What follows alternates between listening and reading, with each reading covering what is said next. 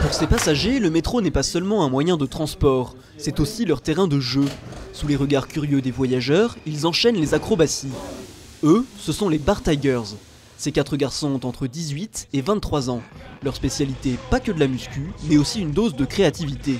En plus, une fois que tu le pratiques, tu vois que tu peux t'approprier ton propre style, tu peux innover tes propres figures à toi, tu peux profiter de tout le mobilier urbain. La démarche quasi artistique passe aussi par l'exposition. Dans les lieux publics, ils se font vite remarquer. Pourtant, il leur manque des installations pour l'initiation et l'entraînement quotidien.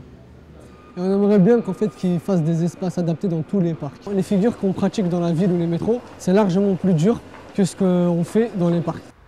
L'installation dont ils rêvent, il en existe une seule à Paris, quai de Valmy, dans le 10e arrondissement. L'occasion de s'y retrouver entre amateurs.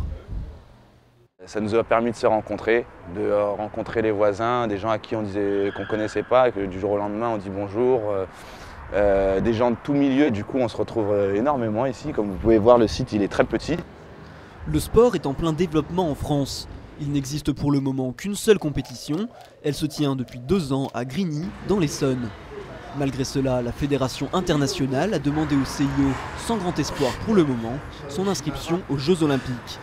Pour autant, le street workout reste un sport urbain. Ce n'est donc pas demain que les Bar Tigers quitteront les quais du métro.